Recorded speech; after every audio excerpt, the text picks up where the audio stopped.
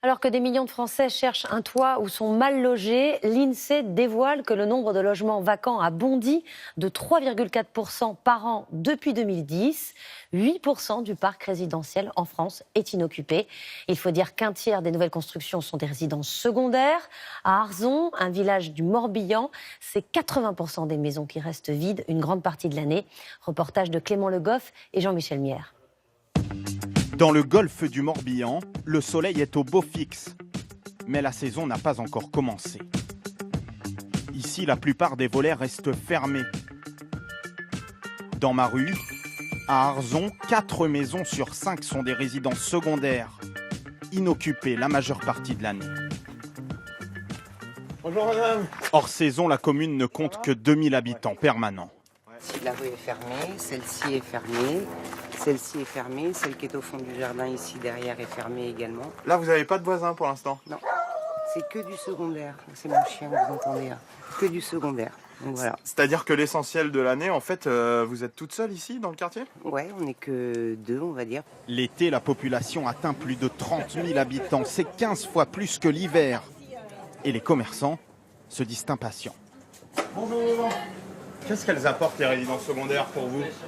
Pour vous, je dirais pour qu'on puisse tenir l'hiver. C'est justement ça qui nous apporte. C'est-à-dire notre trésorerie, on l'a fait l'été. Si on n'avait pas de résidence secondaire, peut-être que votre boucherie elle serait fermée? Tout à fait. Ou alors elle serait moins importante. Je dirais on aurait moins de salariés. Moi j'ai 10 salariés. Je les garde l'hiver pour les avoir l'été. Bénédiction pour l'économie locale, la commune a perçu plus de 4 millions d'euros d'impôts l'an dernier. Malédiction pour les prix de l'immobilier. Ils ont flambé. C'est ce que dénonce un collectif de jeunes Bretons. Ça, c'est ce que vous collez partout en Bretagne. C'est ce qu'on a Bretagne? collé depuis le mois de mars sur les volets fermés des résidences secondaires partout en Bretagne, de Nantes jusqu'à Brest. Qu'est-ce qui vous dérange? Vous êtes contre les touristes? Non, on n'est pas contre les touristes, pas du tout, c'est pas ça du tout. On est tous le touriste de quelqu'un de toute manière à un moment. Mais nous, ce qu'on dénonce, c'est vraiment cette mono-activité touristique sur la côte qui crée cette spéculation immobilière. C'est complètement indécent en fait aujourd'hui d'avoir autant de résidences secondaires, quoi. Pourquoi indécent? Ça participe aussi à l'économie locale? Non, on a aussi des villes qui sont complètement désertes. Mettez les pieds au mois de décembre ou au mois de janvier à Mesquer ou à Arzon.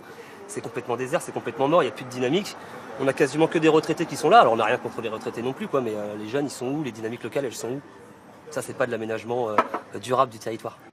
Retour à Arzon, où le maire Bonjour. dit être conscient du problème. Vous n'avez pas peur que votre commune elle devienne une maison de retraite à ciel ouvert de retraités riches? Non, non. C'est un peu le cas pour l'instant. Pour le moment, c'est une tendance. C'est une tendance. Mais la tendance est en train de s'inverser. Quelle solution concrètement pour que ce taux de résidence secondaire diminue? Eh bien, 2 mots, c'est créer de l'emploi, faire venir des entreprises. Et une fois que nos jeunes ont de l'emploi par les entreprises qui sont là, c'est créer en même temps, pendant de l'habitat.